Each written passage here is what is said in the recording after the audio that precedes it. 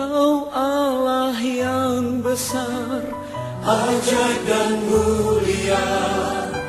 Kau Yesus yang selalu membuatku terpesona. Inilah problem jemaat mula-mula. Jadi kesimpulan pertama, konflik antara Paulus dan Petrus ini bukan konflik iman, tapi sekedar kesalahpahaman soal-soal yang dalam bahasa Arab disebut khilafiyah. Soal-soal yang tidak mendasar, hanya soal makanan, soal minuman. Padahal kerajaan surga itu bukan soal makanan dan minuman, itu bukan inti. Intinya adalah iman kepada Kristus, keselamatan di dalam Dia. Nah, dalam konflik ini atau dalam perselisihan ini yang sudah selesai tahun 49 tadi, dalam perselisihan ini Barnabas ikut terseret dalam kemunafikan mereka. Padahal Barnabas itu keturunan Yahudi, kelahiran Iskandaria, kelahiran Mesir, Yahudi diaspora. Dia ini saudaranya Markus, pamannya Markus, si penulis Injil.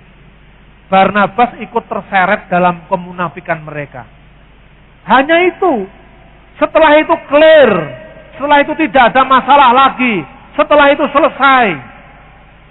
Tapi tiba-tiba muncul publikasi baru pada abad 16, judulnya Injil Barnabas.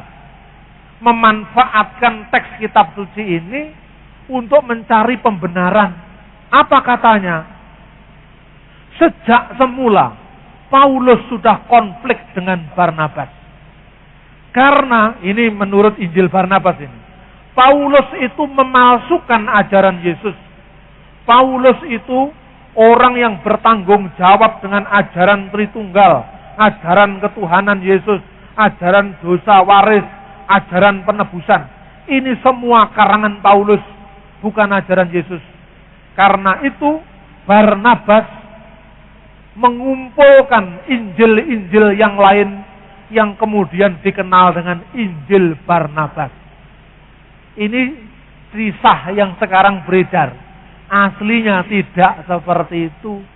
Anda sudah saya kasih penjelasan latar belakang bahwa konflik antara Paulus dan Petrus yang menyeret Barnabas dalam kemunafikan mereka itu hanya masalah-masalah makanan, minuman, cara berpakaian, Yahudi dan bukan Yahudi.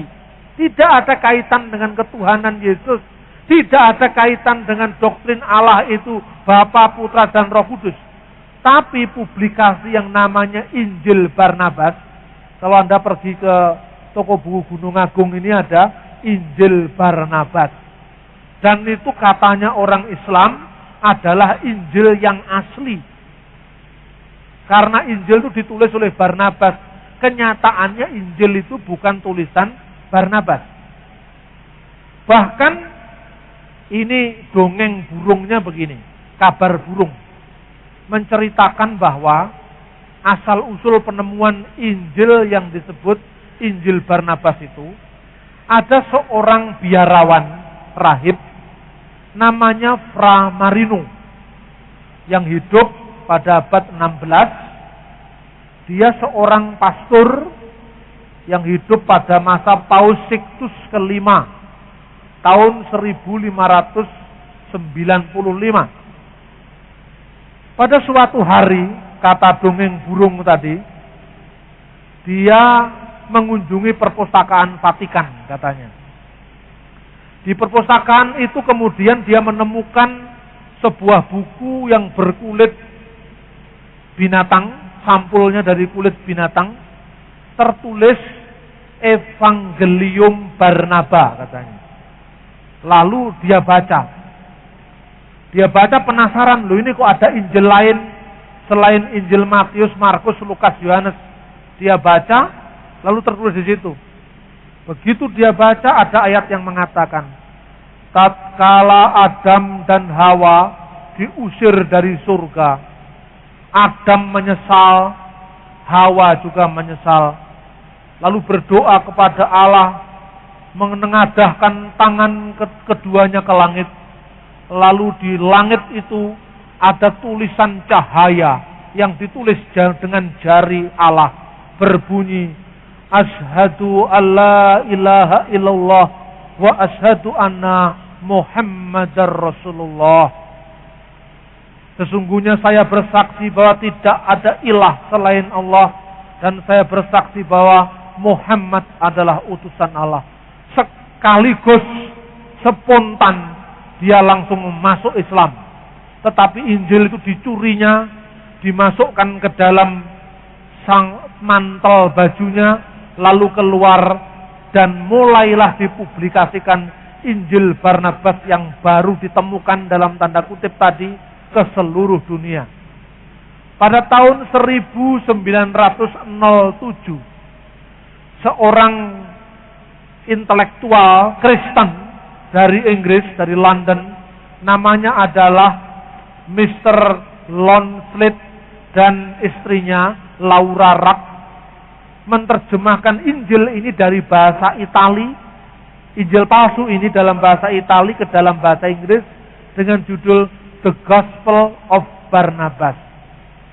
Sebanyak 80 halaman menceritakan kepalsuan Injil ini dari bukti-bukti sejarah yang ada.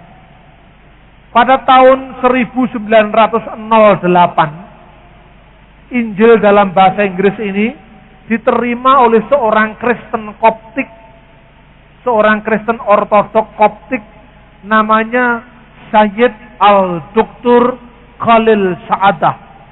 Ini orang Kristen ini. Khalil Sa'adah ini orang Kristen. Kalau Khalil tangga saya tukang sate. Dia terjemahkan dalam bahasa Arab, judulnya Injil Barnabas. Dengan semua telaah kritisnya tadi. Kemudian tahun 1969,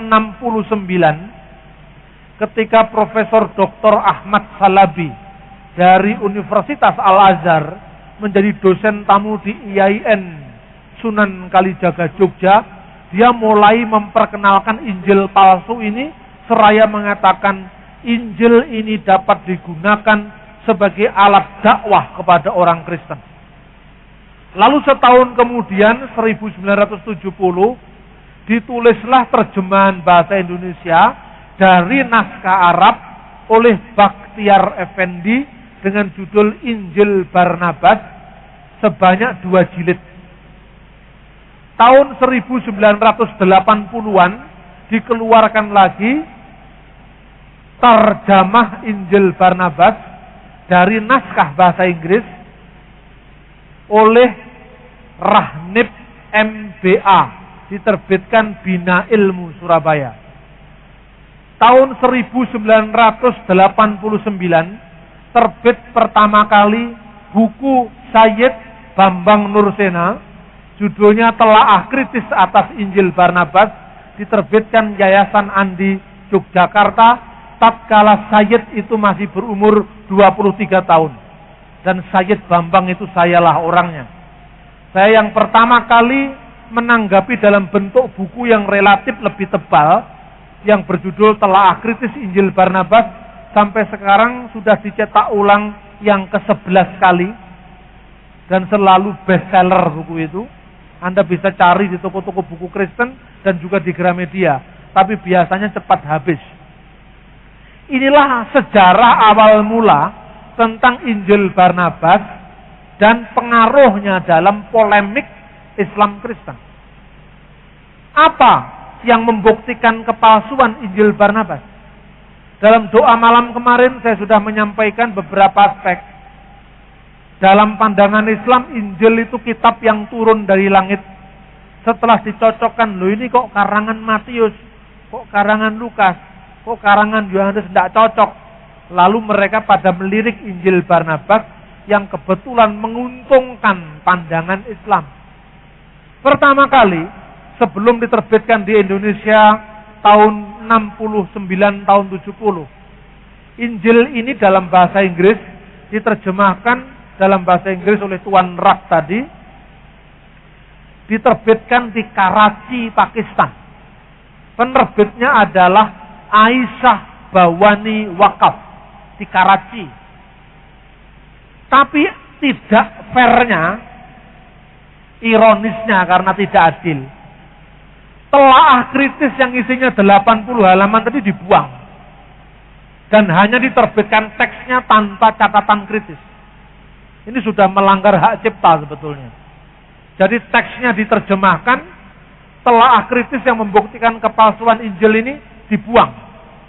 Sejak itu pula Indonesia ikut-ikutan. Abu Bakar Basmelah juga menerjemahkan Injil Barnabas dari bahasa Arab. Teks kritiknya dari Tuan Rak tadi dibuang. Selama saya 2 tahun lebih berada di Kairo dalam rangka studi tentang Hiwar al-Adyan, dialog antar agama, saya meneliti kembali Injil palsu ini di Maktabah Anba Dominikan Kairo. Di sanalah saya menemukan teks asli Injil ini. Ternyata teks asli Injil ini bukan bahasa Ibrani, bukan bahasa Aram, bukan bahasa Yunani. 3 bahasa ini plus bahasa Latin, lingkungan kecil dipakai, adalah bahasa yang hidup di Israel pada zaman Yesus. Tetapi teks asli Injil ini ditulis dalam bahasa Itali. Sedangkan bahasa Itali itu adalah perkembangan dari dialek Latin yang baru ada abad ke-13 Masehi, abad 11 Masehi. Jadi pada zaman Yesus, bahasa Itali itu belum ada. Tapi kok Injilnya ditulis dalam bahasa Itali? Ini yang pertama. Kedua, ada kesalahan-kesalahan geografis. Misalnya, pada pasal pertama, Injil palsu ini ditulis kata-kata demikian. Evangelio Barnaba Apostolo di Yesu Kristo di Yesu Nasareto Ciamalo Kristo. Ini dalam bahasa Itali. Jadi Barnabas Apostolo, Rasul, Yesus dari Yesus, di Yesu, Nasareto, Yesus orang Nasaret, Ciamalo Kristo, yang disebut Kristus. Jadi pada pasal pertama ini, Barnabas diakui sebagai Rasul Yesus. Kenyataannya, Barnabas bukan ke-12 Rasul. Tidak termasuk 12 Rasul, tapi Barnabas itu baru muncul kemudian. Yang kedua, dalam teks ini diakui Yesus orang Nasaret bergelar Kristus, Ciamalo Kristo. Pada pasal 96 Injil palsu ini ditulis, Yesus berkata, "Demi Allah yang jiwaku ada dalam genggaman tangannya, sesungguhnya aku bukan Mesias. Mesias akan datang sesudahku, namanya terpuji," katanya. Lah terpuji itu bahasa Arabnya Ahmad atau Mahmud, seakar dengan kata Muhammad. Jadi Mesias yang akan datang ini namanya Muhammad. Yesus bersabda, "Demi Allah yang jiwaku ada dalam genggaman tangannya." Ini sumpahnya Nabi Muhammad, dikutip, ditempatkan di mulutnya Tuhan Yesus. "Wallahi alladzi nafsi biyadihi." Demi Allah yang jiwaku ada dalam genggaman tangannya. Ini gaya sumpahnya Nabi Muhammad. Yesus tidak pernah bersumpah di Alkitab. Lalu dikatakan, Injil Barnabas yang palsu ini menyebut Yesus adalah Kristus. Tapi Yesus bukan Mesias. Lah bedanya Mesias dengan Kristus itu apa, Pak? Itu sama saja. Mesias itu bahasa Latin dari bahasa Ibrani Hamasiah. Hamasiah diterjemahkan dalam bahasa Yunani Kristos. Kristos menjadi bahasa Yunani, bahasa Latin Kristus. Jadi Kristus dengan Mesias itu artinya sami mawon, sama saja. Tapi penulis Injil palsu ini mungkin sekolahnya kurang tamat. Waktu pelajaran ini mungkin dia bolos. Tidak tahu kalau Kristus itu sama dengan Mesias. Adalah aneh. Orang abad pertama hidup di Palestina tidak tahu kalau Mesias itu sama dengan Kristus. Sama dengan orang hidup di Surabaya tidak tahu bedanya, tidak tahu persamaannya antara ayam, pitik dengan chicken. Sama dengan dikatakan, makan apa Pak tadi malam? Oh, makan pitik bakar. Saya tidak makan chicken, tidak. Saya tidak makan ayam, makan pitik aku katanya. Lho padha ae, Bes. Pitik karo ayam karo chicken sami mawon. Kalau ada orang yang mengatakan itu, berarti itu bukan orang Surabaya. Karena tidak tahu bahwa ayam, pitik, chicken itu sama. Begitu juga penulis ini tidak tahu kalau Mesias dengan Kristus itu sama. Berarti dia bukan orang Yahudi, bukan orang Israel, apalagi muridnya Tuhan Yesus. Gampang membuktikannya. Yang kedua, geografisnya salah. Dikatakan gini, from Jerusalem, Jesus went up to Kapernaum. Dari Yerusalem, Yesus naik ke Kapernaum. Nah ini, padahal Kapernaum itu kota di pesisir pantai Galilea. Berarti Yerusalem lebih tinggi dari Kapernaum. Mestinya from Jerusalem, Jesus went down to Kapernaum. Tapi dikatakan went up to Kapernaum. Salah lagi. Berarti penulisnya bukan orang Yahudi, apalagi muridnya Yesus. Lalu setelah dari Kapernaum, Yesus berlayar ke kotanya Nazaret. Yang nggak bisa dilayari, Pak. Nazaret itu kota-kota perbukitan. Nggak ada pantainya di sana. Karena apa? Penulisnya bukan murid Yesus. Sama dengan orang mengatakan, saya dari Surabaya went down to Malang. Salah itu. Terus saya mikir lah, mungkin ini terjemahan yang salah. Saya cek dari bahasa Italinya, sama. Went up, went down. Saya lihat dalam bahasa Arab. Min Urusalim yasu so'ida ila Kapernaum. So'ida itu naik ke Kapernaum. Mestinya bukan so'ida ila Kapernaum, tapi nazala ila Kapernaum. Ini dalam teks Arabnya. Karena memang penulisnya ora tahu roh Israel. Ini persoalannya. Bukti kedua. Lalu bukti ketiga, saudara-saudara, digambarkan, kalau yang pertama tadi, Al-Quran sendiri tidak pernah menjuluki Muhammad sebagai Mesias. Bahkan Al-Quran mengatakan, Al-Masih Isa bin Maryam. Al-Masih adalah Isa anaknya Maryam.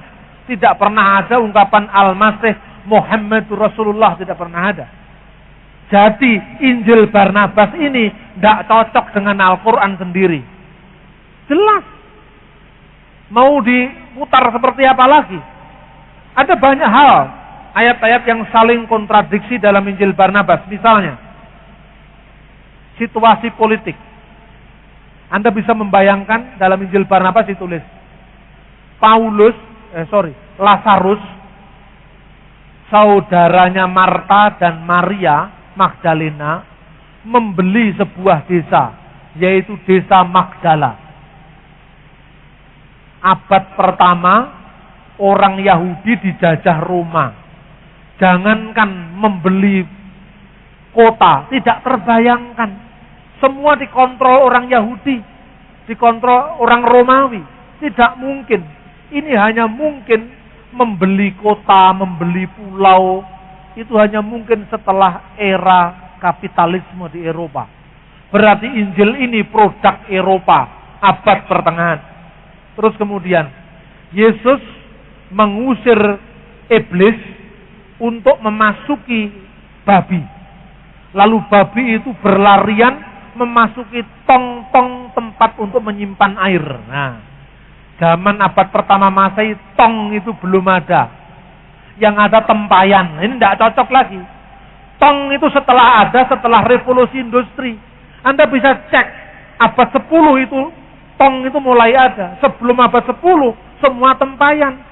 Sama dengan misalnya kalau orang sekarang mau nulis zaman Belanda. Maka Tuan Residen menyuruh saya untuk membangun gedung dari semen 3 roda. Loh, semen 3 roda belum ada. Zaman Belanda, semen itu belum ada. Kalau melekatkan ini pasir dengan gamping, itu pakai itu, tetesnya tebu. Semen belum ada. Semen itu baru ada periode tahun 70-an. Lah jadi kelihatan bohongnya. Dari sinilah perlunya kritik sejarah. Lalu, yang lebih bohong lagi, liturgi abad pertengahan dimasukkan ke sabda Yesus. Misalnya gini, Yesus berkata, hati-hatilah kamu, wahai murid-muridku. Sesungguhnya Allah, jadi gaya Yesus ngomong itu seperti Nabi Muhammad bicara itu. Sesungguhnya Allah akan melaknati setiap orang yang musyrik kepadanya, yang syirik, yang menyekutukan dia. Katanya, karena perbuatan syirik itu berasal dari syaitan, berasal dari setan. Dan tahukah engkau bagaimana mencegah diri dari syirik? Kamu harus memperbanyak sholat dan puasa 40 hari. Karena apa? Sebagaimana iblis itu seperti singa yang mengaum-ngaum dan mencari mangsa, siapa yang bisa dimangsanya. Ini ucapan Petrus ditempatkan ke mulut Yesus. Kenapa? Karena pada abad pertengahan di Breverium Katolik Roma itu dimasukkan ucapan Petrus ini untuk doa pagi. Jadi doa paginya dimasukkan ucapan ini. Berarti si penulis Injil Barnabas itu hidup pada saat doa pagi ditambahi iblis yang mengaum-ngaum seperti singa tadi. Jelas asalnya dari Roma, bukan dari Palestina. Terminus perquem, masa paling awal ditulisnya Injil Barnabas, ini kira-kira tahun 1300 Masehi. Mengapa? Pertama, karena dalam Injil Barnabas ditentukan bahwa tahun Yobel, di Alkitab tahun Yobel itu 50 tahun sekali. Itu diperingati 100 tahun sekali. Loh, kok 100? Karena Paus dulu itu tukang mengubah-ubah. Dia mengatakan bahwa Paus Bonavisius ke-8 yang memerintah tahun 1300 Masehi memerintahkan agar tahun Yobel yang waktu itu menurut Alkitab diperingati 50 tahun menjadi 100 tahun. Paus berikutnya lagi mengubah 50 tahun balik ke kitab suci. Paus berikutnya lagi kesuwen 50 tahun. 25 tahun saja, 25 tahun. Kemudian abad ke-16, Paus Sixtus terpilih jadi paus. Terpilihnya dia itu juga tidak lepas dari intrik-intrik politik. Nah, ketika dia menang, dia mau syukuran. Nah, pada saat itu dia merayakan tahun Yobel bukan karena sudah jatuh saatnya, tapi untuk syukuran karena terpilih jadi paus. Nah, 100, 50, 25, kembali 50, lalu nggak sabar belum saatnya syukuran dengan tahun Yobel. Ini apa? Membuktikan bahwa penulis buku ini hidup pada masa Paus Sixtus ke-5 tahun 1595. Siapa penulisnya? Penulisnya ya Fra Marino yang tadi ngomong nyolong Injil dari perpustakaan Paus tadi. Yang ngomong itu ya yang nulis. Persoalannya, jangan langsung kalau ada fakta seperti ini Anda menyalahkan saudara kita, umat Islam. Karena tidak semua umat Islam mengakui Injil Barnabas, tidak semua. Gus Dur tidak percaya dengan Injil Barnabas itu. Kurang kerjaan apa percaya dengan buku kayak gitu. Profesor Dr. Kiai Haji Hasbullah Bakri mengatakan begini. Seandainya Injil itu memang asli, bahasanya pasti bukan Itali. bahasanya pasti Ibrani atau Yunani atau Aram. Karena bahasa Itali belum ada pada zaman Yesus. Lalu dia mengatakan kemungkinan Injil ini ditulis pada akhir abad ke-15. Itu Pak Hasbullah Bakri. Banyak tokoh-tokoh Islam yang tidak mau terima Injil Barnabas ini sebagai publikasi palsu. Tapi kalau Anda pergi ke Masjid Al-Falah, pasti Abdullah Wasian percaya itu. Karena memang Pak Abdullah Wasian minta maaf, agak kurang cerdas dalam soal sejarah ini. Ini penting sekali dalam hal apa? Tidak mungkin muridnya Yesus menulis tidak ngerti geografisnya Israel, salah dalam terminologi, salah dalam tahun Yobel. Bagaimana mungkin dia orang Yahudi kok tidak tahu tradisinya sendiri? Nah ini saudara-saudara. Bahkan sejarahnya pada saat itu, ini penting dicatat pada saat itu, Gereja Katolik itu mengabarkan Injil dengan kekerasan. Memiliki program yang namanya inkuisisi. Pada saat itu Spanyol, itu sejak dinasti Umayyah yang berpusat di Damaskus, itu sudah melebarkan sayapnya ke Andalusia. Makanya kalau Anda baca buku-buku Muslim itu, kejayaan Islam di Andalusia. Andalusia itu Spanyol sekarang ini. Di sanalah mereka, Islam sudah menancapkan akarnya di Spanyol. Begitu juga orang Yahudi dari suku Morisco, itu sudah menancapkan akarnya di sana. Gereja Katolik rupanya tidak sabar. Ini orang-orang Muslim Spanyol ini di negara Barat tapi agamanya Islam. Ngisin di sini, malu-maluin. Tindas mereka supaya mereka masuk Katolik. Dipaksa masuk Katolik. Lah orang dipaksa itu ya pernah hatinya tetap berontak. Semut didek aja protes apalagi manusia. Fra Marino ini termasuk orang-orang yang dipaksa masuk Katolik. Tapi dia ini sempat sekolah teologi sampai tamat di Roma. Sampai dapat gelar sarjana teologi. Sampai ditahbiskan jadi imam, jadi pastor. Tapi hatinya tidak pernah percaya pada Yesus. Hatinya adalah Muslim. Daripada saya ditindas, lebih baik pura-pura jadi Kristen. Tapi dendamnya luar biasa pada gereja Katolik. Akhirnya balas dendam, nulis Injil palsu tadi. Nulisnya terlalu semangat. Injil itu biasanya tidak sampai 30 pasal. Injil Matius 28 selesai. Injil Markus malah hanya 16 pasal selesai. Yohanes 22 selesai. Lukas 24 selesai. Dia nulis saking gregetennya. Nulis Injil Barnabas itu 222 pasal. Loh ini. Kalau bukan orang gregeten tidak mungkin nulis setebel itu. Setelah itu masih kurang pekerjaan lagi dia karena orang dendam tadi. Dia nulis terjemahannya dalam bahasa Spanyol. Ditulisnya Injil dalam Barnabas yang dia yang bikin, dia yang terjemahkan sendiri. Ditulis dalam bahasa Spanyol, judulnya Evangelium Barnabe. Dalam bahasa Spanyol itu, ditulisnya itu teksnya sebagian ada kutipan-kutipan Arab.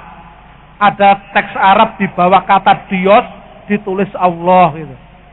Dan ketika diteliti oleh seorang sarjana dari Mesir, namanya adalah Jos Hanawati. Dia orang Abuna dari Mesir, menulis ini juga Khalil Sa'adah, sarjana Koptik.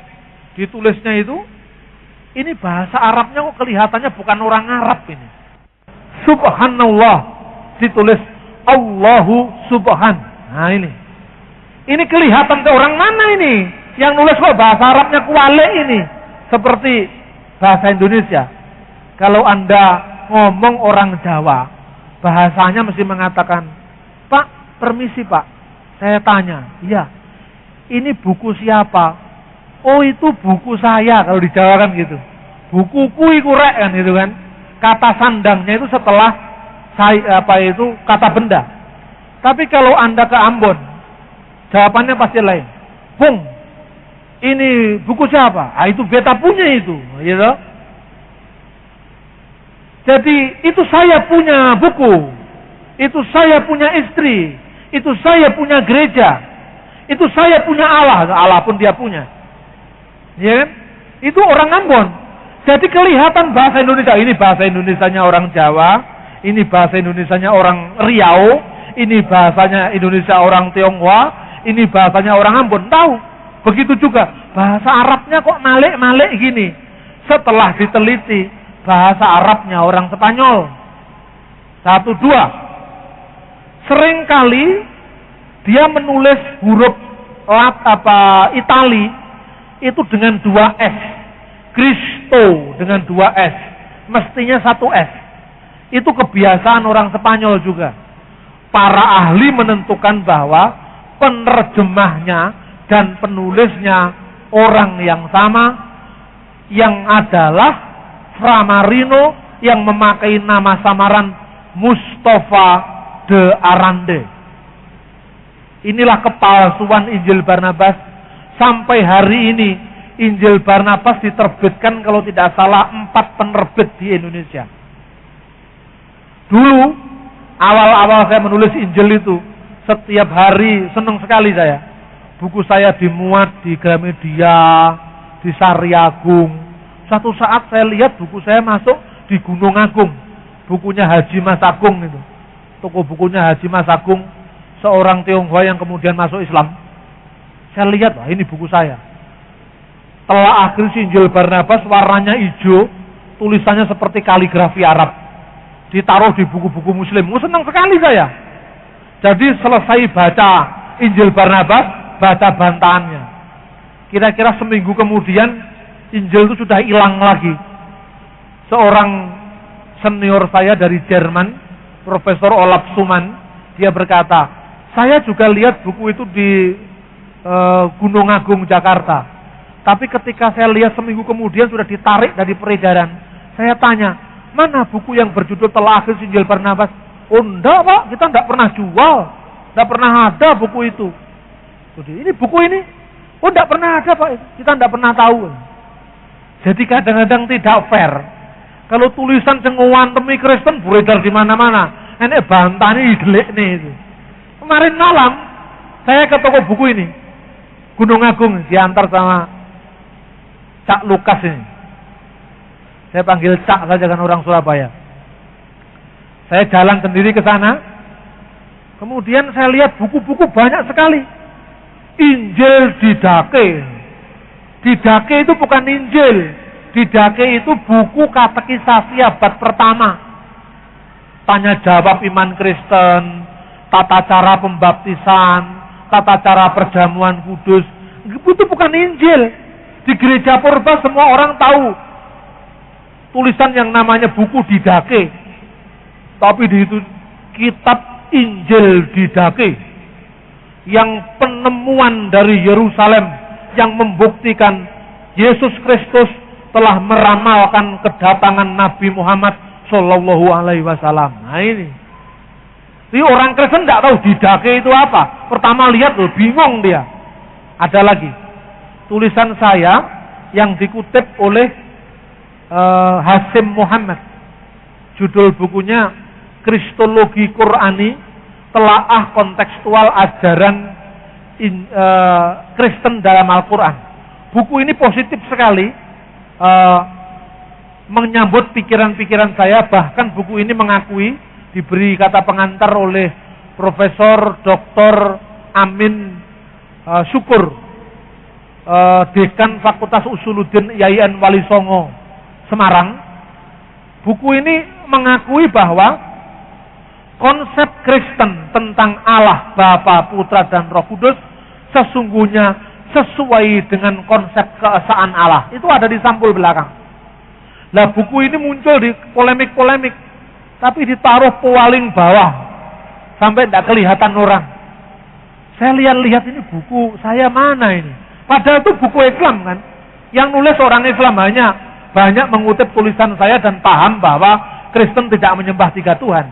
Alhamdulillah, lewat tulisan-tulisan saya, ceramah-ceramah saya, mereka mau ngerti anak Allah itu tidak berarti Tuhan beranak. Disebut di situ. Setelah saya lihat-lihat, mana buku saya tidak ada. Oh ternyata nyelempet di belakang itu tidak bisa dilihat. Itu di situ semua. Saya pura-pura baca. Saya ambil 4 buku, saya taruh di paling atas biar dibaca ini. Yang lain saya taruh di, tidak apa-apa itu. Karena nomornya itu di atas, tapi kenapa pindah ke belakang? Mungkin pemilik toko atau mungkin orang lain nih. Buku ini ketoke kok nggak ngewangi Islam ini. Malah kok bener nih Kristen, kayak ning ngisor ae gitu. Jadi sekarang ini era dialog, sudah era terbuka. Sudah tahu kalau Injil Barnabas itu palsu, tetap aja diterbitkan. Ini kan jengkel juga, tapi ya sudahlah. Kata orang Islam katanya innallaha ma'as-sabirin. Tuhan beserta orang yang sabar. Kita harus sabar. Tapi saya semakin tahu bahwa intelektual kita, tulisan kita, ceramah kita, sekalipun jelas, tapi kalau Roh Kudus tidak menggerakkan orang itu, dia sulit. Ini menyadarkan kita bahwa sebagus apapun pelayanan kita, kita tidak bisa mengubah orang jadi Kristen. Tidak.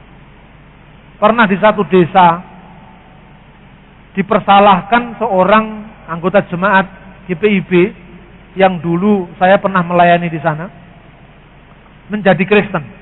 Dipersoalkan di kantor desa. Kok KTP-nya pindah Kristen? Kemudian dipersoalkan. Ini kristenisasi. Saya balik. Tidak ada Pak kristenisasi Pak. Lu kok bisa? Yang mengkristenkan itu pemerintah, pejabat desa. Lah kok bisa? Yang rubah KTP kan sampean. Yang nulis KTP-nya Kristen itu kan sampean. Kita tidak butuh KTP Kristen atau Muslim. Kristen itu ada di hati. Lu kok bisa gitu?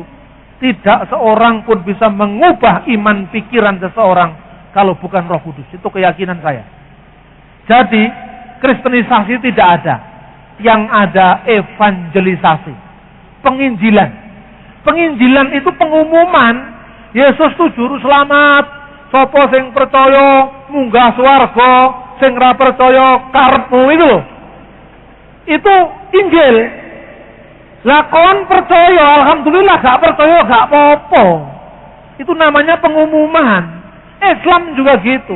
Katanya berdakwah illa billati hiya ahsan, kecuali dengan cara yang sebaik-baiknya. Kalau berdakwah itu manggil, da'a itu memanggil. Berdakwah itu memanggil orang ke jalan Allah. Kalau mau silahkan, tidak mau tidak apa-apa kan gitu.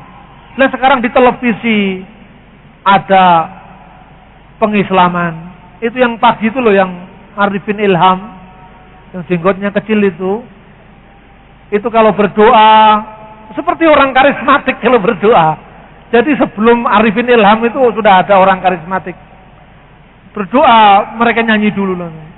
Setelah nyanyi, dia mengatakan, ya Allah, hamba-Mu ini lemah, tidak mampu berbuat apa-apa ya Allah. Engkaulah Malikul Muluk, Raja segala raja. Lihatlah kami ya Allah, saudara-saudara. Ini kan cara karismatik sebetulnya. Dicontoh, tidak apa-apa lah. Nyontoh-nyontoh yang baik juga tidak apa-apa. Ekspresif, doa yang ekspresif, itu pola karismatik. Tapi setelah itu yang tidak enak. Alhamdulillah ayahanda, katanya. Ada apa yang dipanggil ayahanda?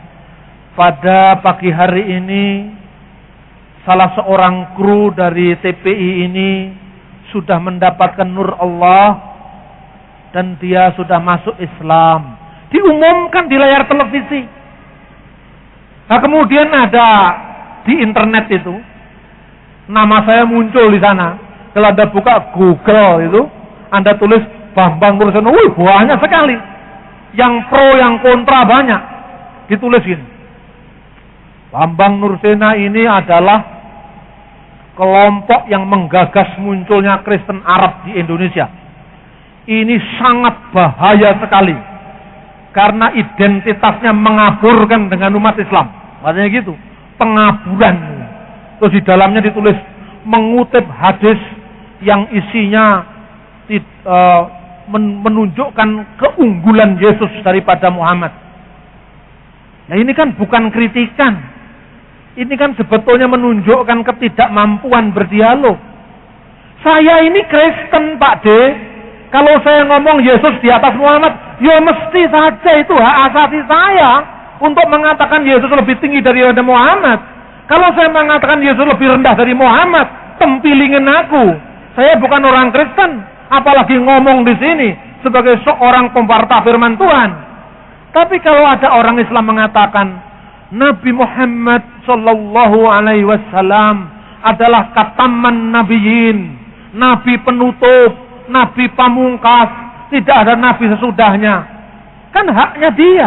Kita kan tidak marah. Kenapa harus marah? Karena itu keyakinan orang Islam. Tapi juga jangan marah kalau misalnya ada orang lain yang mengatakan Mirza Ghulam Ahmad adalah nabi setelah Muhammad. Jemaah Ahmadiyah lah kemudian dilempari batu di sana Bogor. Tidak seperti itu. Kristen itu jengkel juga sebetulnya. Seperti jengkelnya orang Islam. Kok setelah Muhammad ada nabi? Kita juga kadang-kadang mikir, lah Yesus itu sudah menjadi puncak pernyataan ilahi. Dulu ngomong dengan nabi-nabi. Nabi-nabi wis entek. Saiki anak Allah langsung. Firman Allah langsung turun ke dunia. Kok masih ada nabi lagi? Loh itu kan nabi mereka. Bukan nabi saya, titik sudah. Tidak usah usil dengan orang lain. Bahkan Kristen dirongrong dengan ajaran lagi yang namanya Mormon. Mormon di Amerika. Dia mengatakan nabi setelah Kristus yang menyempurnakan gereja Kristus adalah Joseph Smith. Nah, satu negara bagian di Amerika, Utah, mayoritas Mormon. Tapi hak asasi silakan. Wong Yesus mengatakan biarkanlah ilalang itu tumbuh bersama gandum sampai musim menuai, kan gitu. Setiap agama punya pandangan, agama saya, pilihan saya benar. Kalau demi dialog saya mengatakan pura-pura sama dengan orang lain, itu munafik namanya. Kita harus ngomong terang-terangan, kita berbeda. Dan berbeda itu tidak berdosa. Berbeda itu indah. Ke dalam saya ingin orang yang dengar saya, ikut saya. Tapi kalau tidak mau ikut, masa tak paksa? Enggak bisa. Inilah situasi di masyarakat modern. Karena itu, kita kurang apa? Dirongrong dengan Injil Barnabas. Ya sudah, sabar. Jangan menyalahkan Islam. Itu dulu salahnya kita sendiri. Kenapa Paus diktator? Kenapa Paus suka ngubah-ubah pada saat itu? Lah muncul hukum sejarah Injil Barnabas. Sekarang kalau kita dilempari, ya dilempari itu kan sengsara. Tapi kita juga introspeksi. Mungkin caranya kita yang salah. Tapi toh kalau tetap benar dilempari, ya wallahu alam, itu sudah kehendak Kristus gitu loh. Hidup itu enteng kalau gitu. Lupa, saya sudah berusaha ingin lepas dari ini. Tetapi toh akhirnya masuk dalam kesulitan besar. Tuhan kehendaki kamu berada dalam kesulitan besar. Tetapi tidak besar, karena apa?